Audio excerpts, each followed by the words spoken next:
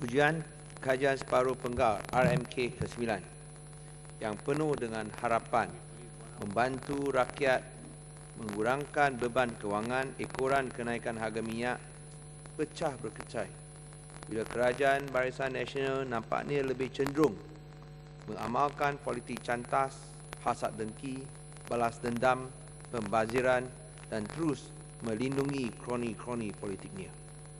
Tidak ada sebarang langkah diumumkan yang boleh meringankan beban rakyat miskin atau berpendapatan menengah.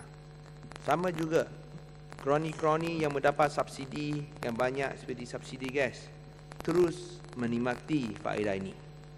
Seperti yang dijawabkan oleh Yang Amat Berhormat Perdana Menteri secara bertulis kepada saya, bahawa sejak 1997, Petronas telah memberikan subsidi gas sebanyak 58.2 bilion, di mana 48.8 bilion adalah kepada sektor tenaga dan 9.4 bilion untuk sektor bukan tenaga.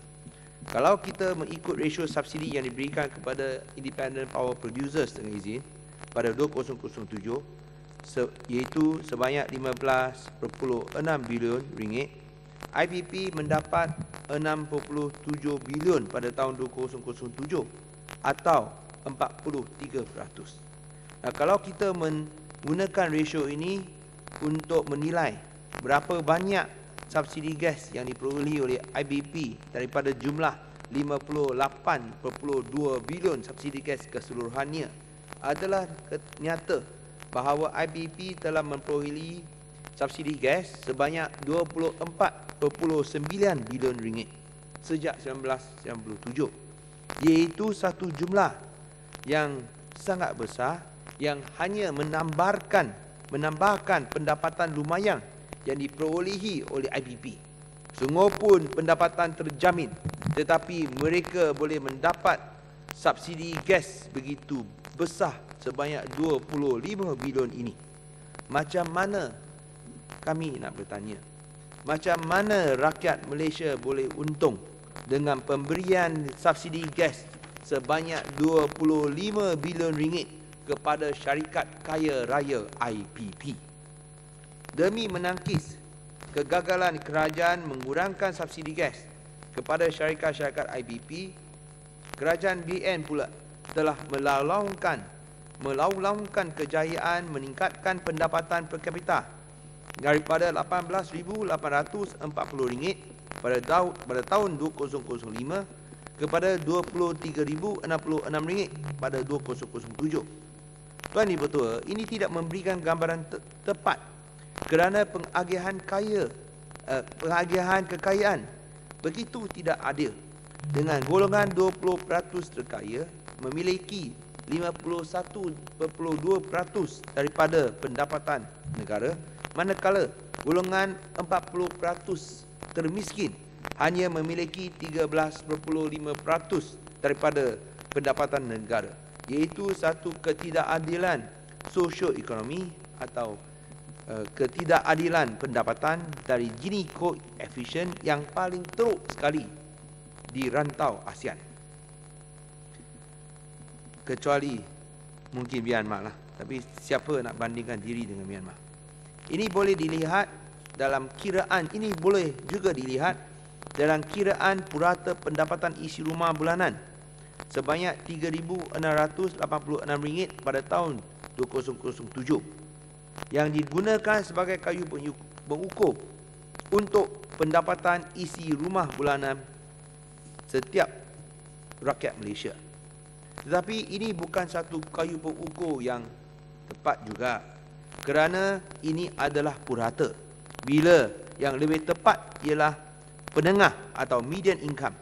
Nah, kalau kita lihat medium income bukanlah RM3,686, ialah hanya RM2,542. Oleh itu, rakyat Malaysia tidaklah sekaya yang dibayangkan dengan mean income atau gaji bulanan purata sebanyak RM3,686, tetapi hanya setakat medium income RM2,542. Dan keadaan lebih serius lagi kalau kita pecahkannya dengan golongan kecil, lebih kecil, iaitu golongan tidak berada. Nah, kalau kita lihat dari segi tahap kemiskinan, adalah pada tahap 3, kadar kemiskinan pada tahap 3.6%. Kalau pendapatan atau tahap ni adalah RM800 sebulan. Sekiranya ia dinaikkan kepada RM1,500 yang dicanangkan oleh pihak kami, kerajaan telah menolak cadangan ini kerana ia menyatakan ini akan menaikkan atau meningkatkan kadar kemiskinan kepada 23.4%. Nah, kalau kadar kemiskinan adalah pada tahap pendapatan RM1,500, ini bermakna hampir 1 dari setiap 4 orang boleh dikira miskin. Adakah negara Malaysia yang begitu kaya ini boleh bangga dengan pencapaian atau prestasi demikian? Lebih-lebih lagi bila kita adalah sebuah negara pengeluar dan pengeksport minyak. Bukankah ada begitu ramai rakyat Malaysia yang susah, dan macam mana mereka boleh hidup dalam benua dalam keadaan barangan naik dengan hanya RM1,500 sebulan? Oleh itu saya ingin meminta sekali lagi, gunakanlah keuntungan Petronas supaya ia dikongsi bersama dengan rakyat,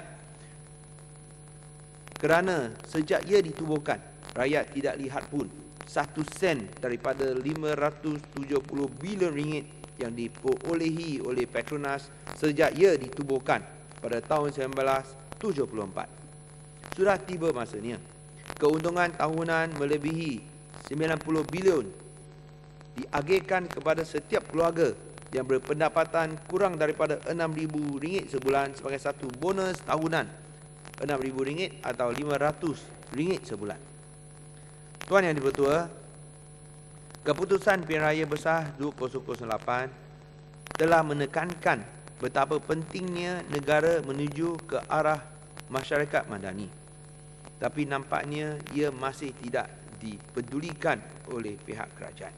Nah, kalau kita melihat masyarakat madani, peranan yang dimainkan oleh kerajaan adalah yang paling penting sekali, kerana kita harus menekankan pembentukan model insan menerusi urus tadbir CAT, iaitu kompetensi, accountability dan transparansi, iaitu keupayaan, accountability dan keterusan.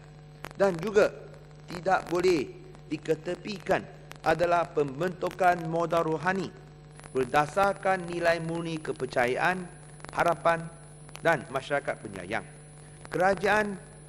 Sesebuah kerajaan harus membentukkan modal rohani ini kerana kerajaan mesti memulihkan keyakinan rakyat bahawa kerajaan adalah untuk membantu rakyat jelata dan bukanlah untuk merugikan rakyat jelata.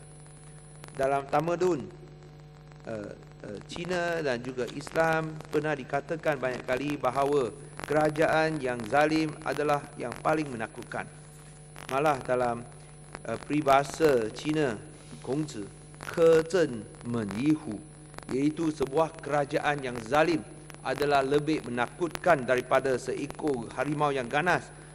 Selalu mengingatkan kita betapanya teruk kalau kerajaan tidak menunaikan tanggungjawabnya dengan baik.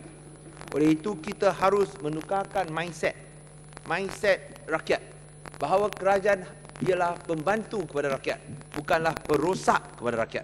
Dan kegagalan Barisan Nasional untuk menghormati prinsip ini amatlah